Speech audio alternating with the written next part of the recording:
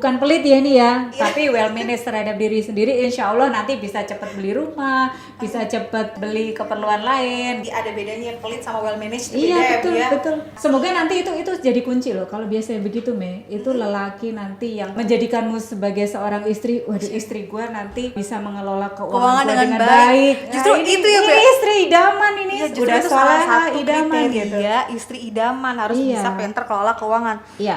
Sindiran yang begitu menohok.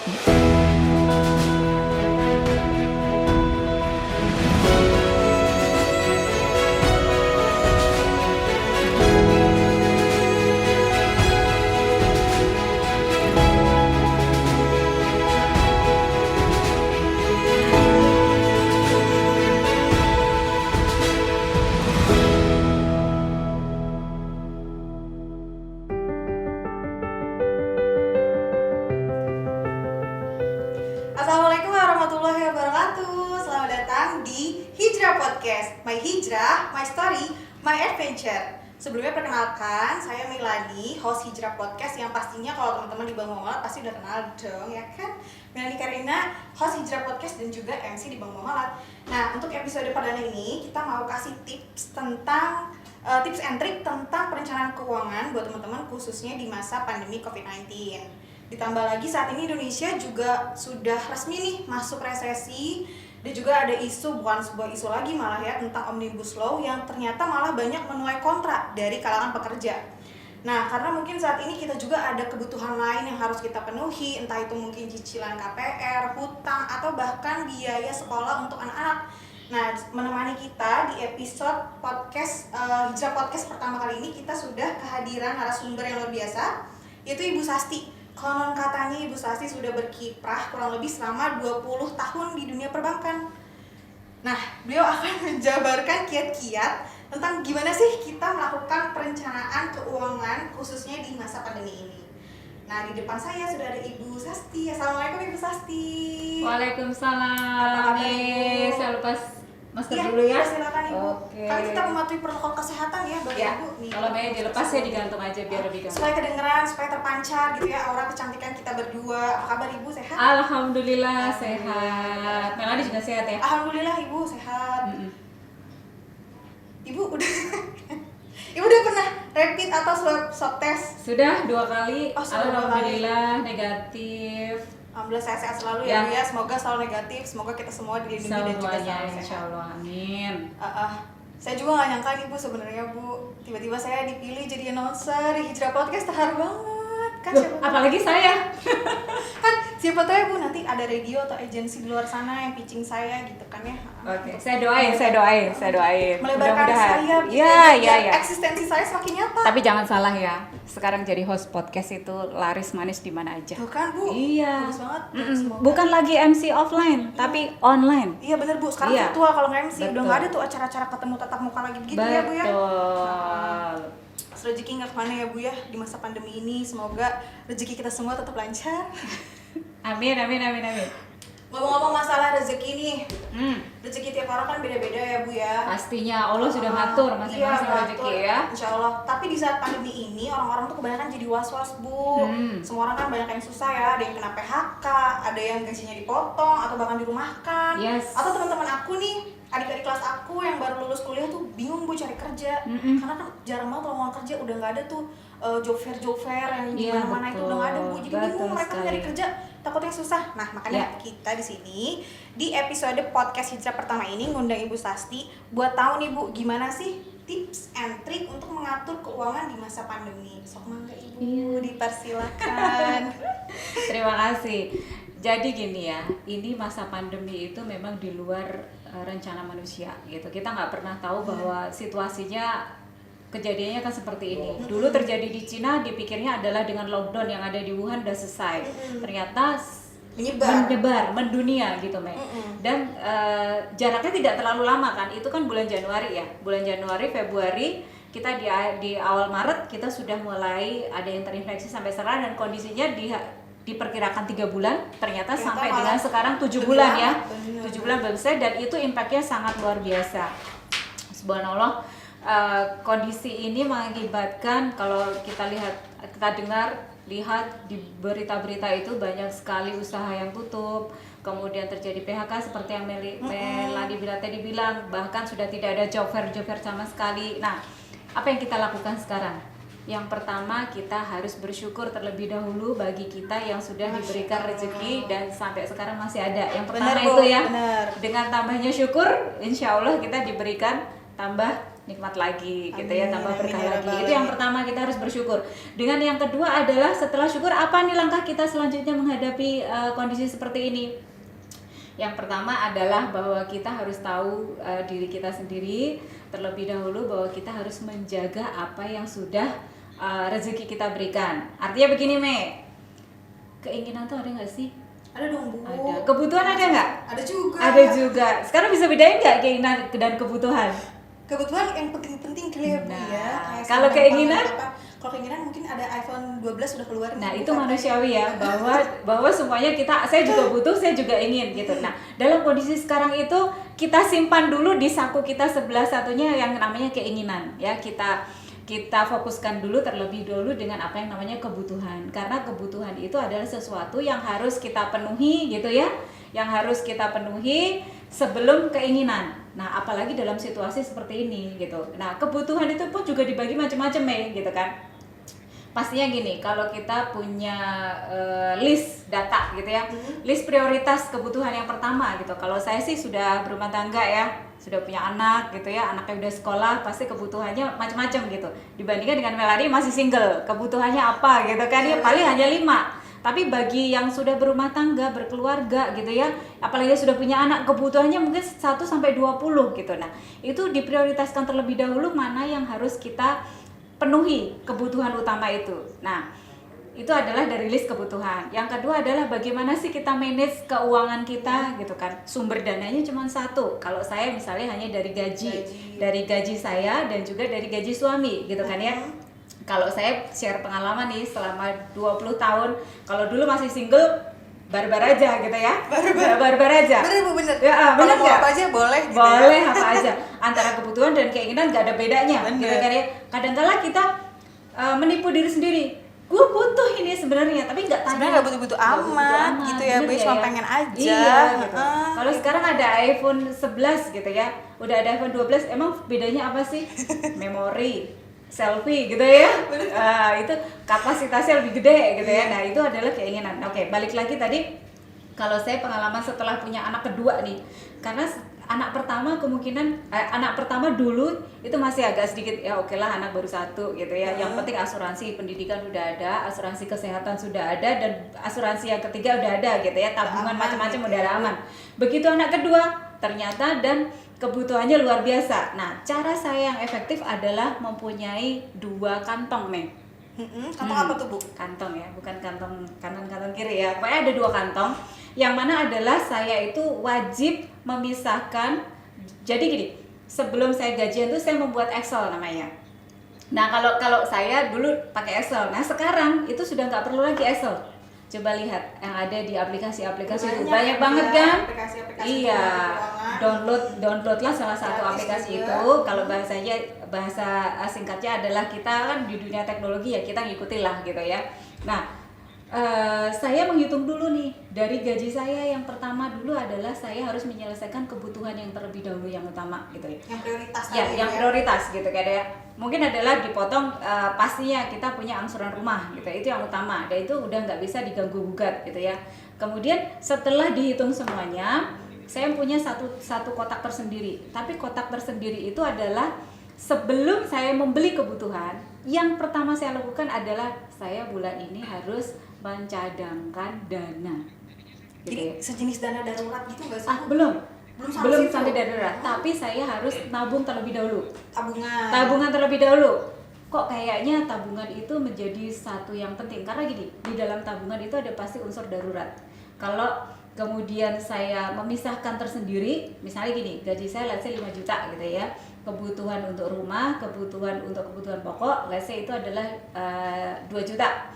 maka saya harus, kan masih ada 3 juta, 3 juta lagi. ada 3 juta, itu saya pastikan adalah 30% dari 3 juta itu harus masuk ke kantong tabungan dulu. Jadi saving first nih ya. Saving first, kalau saya pasti saving first gitu ya. Nah saving first itu nanti kalau kita ada keperluan darurat itu masih bisa dipakai gitu. Nah berikutnya adalah sisanya itu adalah untuk keperluan yang sifatnya kebutuhan yang sudah tidak, artinya gini, kebutuhan-kebutuhan lain yang di luar kebutuhan inti tadi gitu. Misalnya nih, Keinginan-keinginan tadi masuk nggak tuh? belum belum juga. belum. Jadi, Makanya kebutuhan sekarang lain pandemi di jangan luar ngomongin pandemi. keinginan dulu. Oke. Karena tadi keinginan ditaruh dulu di kantong yang beda iya lagi betul. gitu ya, Bu. Nah, nanti kalau situasi sudah membaik Oke. kita baru keinginan gitu. Nah, balik lagi nih Mel tadi ya. 30%-nya adalah saya harus mengalokasikan untuk tabungan yang Saving dibilangnya first 30%. 30%. Nah, Kebutuhan prioritas tadi udah ya, Bu ya. kan ya berarti masih ada sekitar 60% kan. Nah, 60% itu adalah untuk biaya kebutuhan sehari-hari. Oke. Iya, contohnya kebutuhan sehari-hari apa sih Mel? Sekarang belanja, ya kan? Kalau tadi kan kebutuhan yang utama pasti angsuran rumah sudah, biaya sekolah Biaya anak sekolah sudah, sudah, gaji asuransi. suster atau gaji pembantu sudah, semua sudah secure nih. Tapi di dalam yang lainnya komponennya adalah kebutuhan adalah uang belanja harian. Oke. Jangan salah loh, kadang-kala kalau kita kerja kantoran gini pasti ada makan di luar. Bener banget, Bu.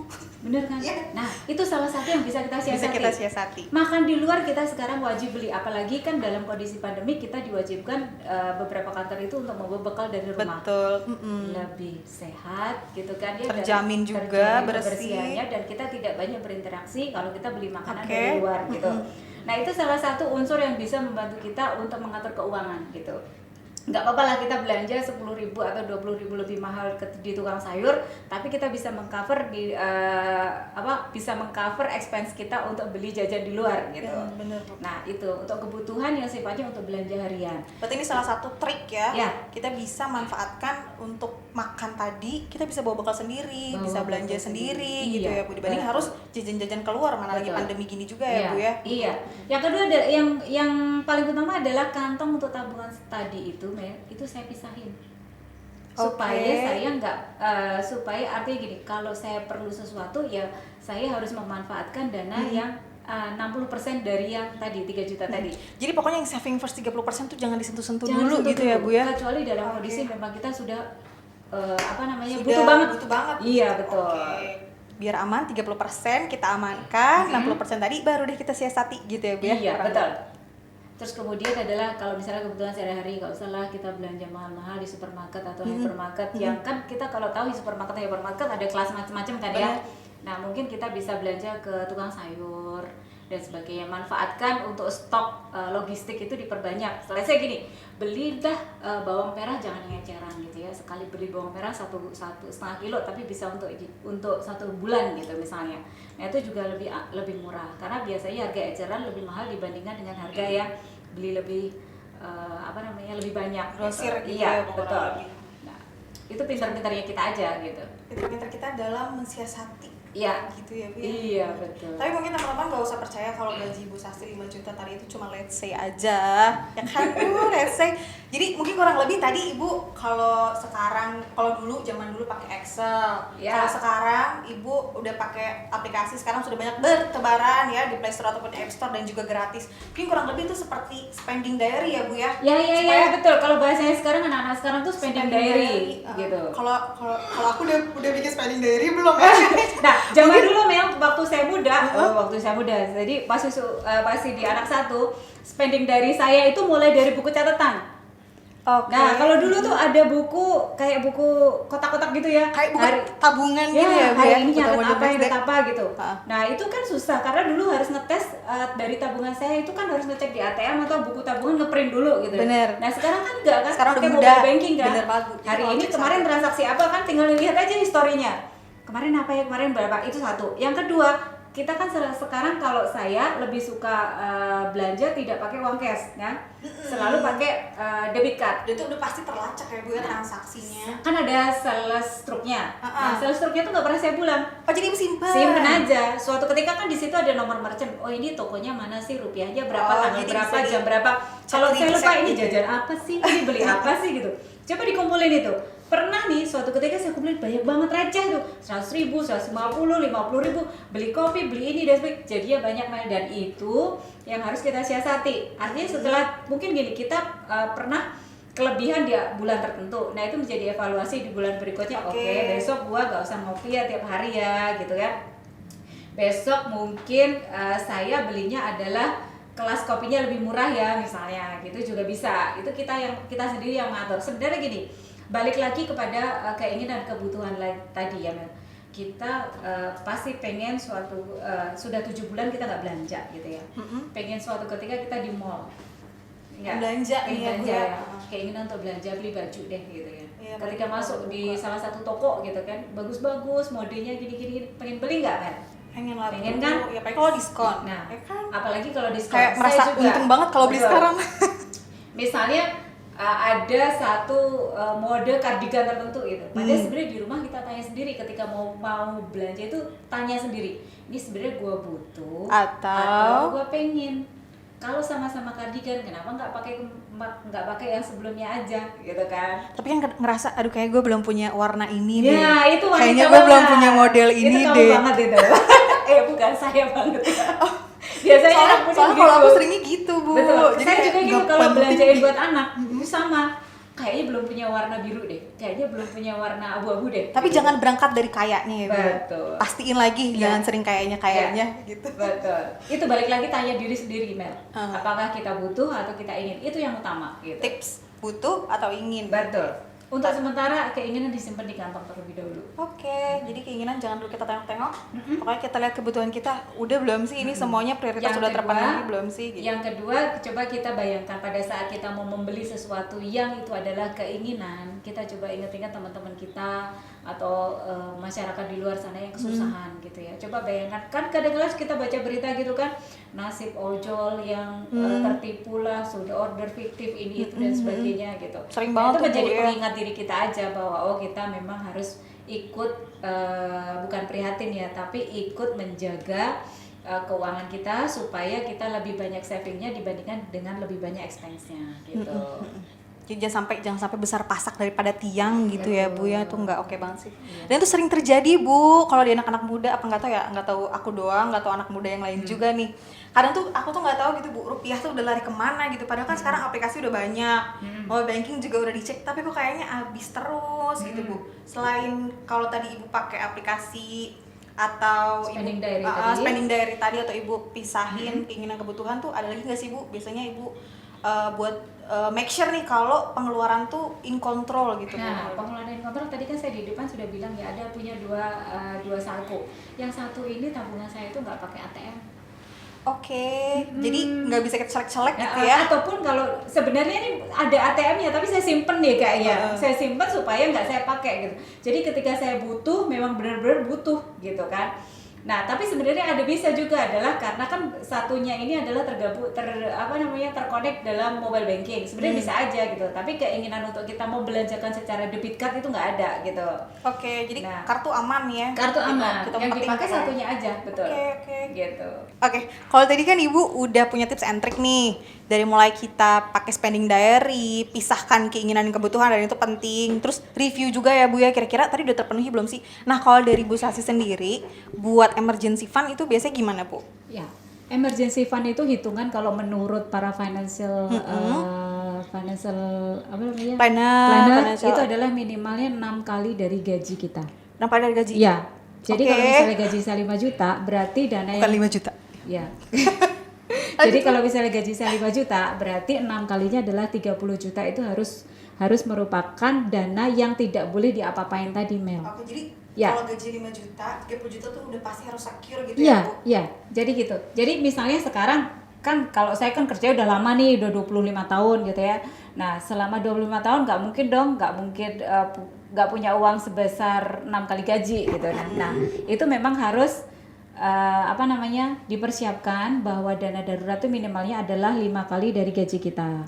Itu nanti akan bertambah suatu ketika apabila tidak terjadi dana darurat, itu dana dari yang tabungan 30% tadi itu sedikit demi sedikit kita alokasikan. Jadi bisa kita alokasikan ke ya, emergency fund dari betul. 30% tabungan yang di awal tadi secure itu ya Bu ya? Betul. Jadi dari 30% dana tabungan tadi itu bisa dipecah berapa persen, atau misalnya 50 dan 50 kita tambahkan untuk dari dana darurat, 50%-nya lagi itu adalah dana yang sebenarnya kalau situasinya normal-normal aja kita bisa dipakai untuk pembelian sesuatu yang merupakan keinginan kita. Contoh nih iPhone 12.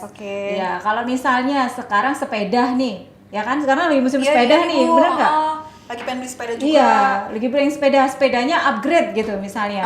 Upgrade-nya adalah dari yang merek A menjadi merek B gitu, harganya 2 kali lipat. Nah, boleh-boleh aja tuh. Boleh-boleh aja sebenarnya, itu adalah dari dana tabungan tadi, tapi kita mengeluarkan dana tabungan tidak mengganggu dari dana darurat. Dana darurat itu gunanya buat apa sih? Sebenarnya adalah suatu ketika apabila memang terjadi hal-hal yang tidak diinginkan. Contoh misalnya adalah terjadi PHK dan sebagainya. Artinya adalah 6 kali itu kita save selama 6 bulan bahwa kita masih bisa menjalani kehidupan secara normal selama 6 bulan. Lebih bagus lagi kalau sebenarnya dana daruratnya adalah 24 kali gaji kita, sehingga kita akan mempunyai masa yang mana kehidupan kita tidak berubah 180 derajat atau 360 derajat karena kita sudah tidak bekerja lagi. Masanya adalah selama 2 tahun masih menjalani kehidupan dengan normal, artinya susu anak terpenuhi, beli beras juga mereknya juga masih, belanja juga oke, bayar angsuran juga masih tercover dan sebagainya, sambil kita meng-create diri kita untuk mendapatkan pekerjaan atau menciptakan pekerjaan sendiri gitu. Itulah gunanya dana darurat. Kalau emergency fund udah secure, insya Allah kita juga nggak akan deg-degan ya Bu ya kalau misalnya nanti ada hal-hal terjadi yang di luar ekspektasi kita tentunya sebagai pekerja. Atau dana darurat bisa juga dipakai untuk modal kita memulai usaha kecil-kecilan. Tapi dengan catatan jangan semuanya dipakai untuk modal usaha, karena di dalam modal usaha ada unsur resiko. Gitu. Kalau dipakai semua nanti resikonya kalau gagal kita nggak ada spare waktu. Lagi deh ya Bu, udah ngumpul-ngumpulin emergency fund. Nah itu ditaruh dalam itu yang perlu perhitungan secara cermat. Gitu. Jadi tidak serta-merta kita punya dana tabungan, gue punya 100 juta, gue mau usaha lagi padahal nggak kerja kan. Gue beli saham misalnya langsung 50 juta atau langsung 100 juta. Iya kalau returnnya bagus gitu ya. Kalau returnnya nggak bagus, bener lagi kalau di saham kita juga itu fluktuatif banget ya Bu ya. Mungkin tips and trick juga buat teman-teman, jangan terlalu pilih yang berisiko ya Bu ya. Juga kita harus ada perhitungan yang cermat nih sebelum kita alokasikan emergency fund. Tapi sebelum perhitungan cermat emergency fund yang mau dipakai apa, tentunya make sure dulu kalau emergency fund kita tadi minimal sudah 6 kali gaji. Nah kalau udah baru deh boleh mikir ke situ ya Bu ya. Jadi kalau misalnya kita rangkum nih Bu dari awal tips and trick mengelola keuangan, dari yang pertama kita download spending diary tadi. Udah banyak aplikasinya, gratis gitu ya, bisa dipakai. Jangan lupa di review ya Bu. Kalau misalnya nggak mau spending diary, catatan ya udah nggak apa-apa, pakai kertas aja tulis nggak apa-apa gitu. Kalau seringnya buka-buka laptop pakai Excel juga nggak apa-apa. Pakai handphone, nah itu lebih bagus. Kalau ada spending diary itu enak. Hari ini gue ngopi berapa, 50.000, klik, nanti dalam 1 hari itu ada summary-nya. Oh hari ini kamu menghabiskan berapa. Tapi sering kali itu males Bu buat mulai. Jadi itu kadang udah download tapi kita nggak mulai Bu buat pakai spending diary itu. Mungkin harus tantangan itu bener challenge. Harus dimulai. Mulai dari catat pengeluaran, pakai spending diary atau apapun yang bisa digunakan. Kita juga bisa review, monitoring, evaluation. Pokoknya dari pengeluaran kita, jangan sampai kita nih tetap nggak tahu nih Bu, walaupun udah pakai spending diary tetap aja nggak tahu duitnya lari kemana gitu, sama aja bohong ya. Yang ketiga, kita bisa prioritaskan kebutuhan daripada keinginan. Kalau keinginannya kita taruh di kantong sebelah sana dulu, pokoknya jangan dicek, jangan dilihat gitu ya, itu nanti aja. Tanyain lagi, ini gue butuh apa gue pengen gitu ya. Sama yang keempat, bahkan seorang dengan gaji UMR aja tuh bisa nabung buat emergency fund, karena emergency fund itu penting banget gitu ya Bu. Dan tadi yang kelima, kalau di awal Ibu juga udah bilang buat lunasi hutang, KPR dan sebagainya gitu ya Bu ya, lunasin di awal gitu. Mungkin makasih banget Bu Sasti. Tips and triknya luar biasa.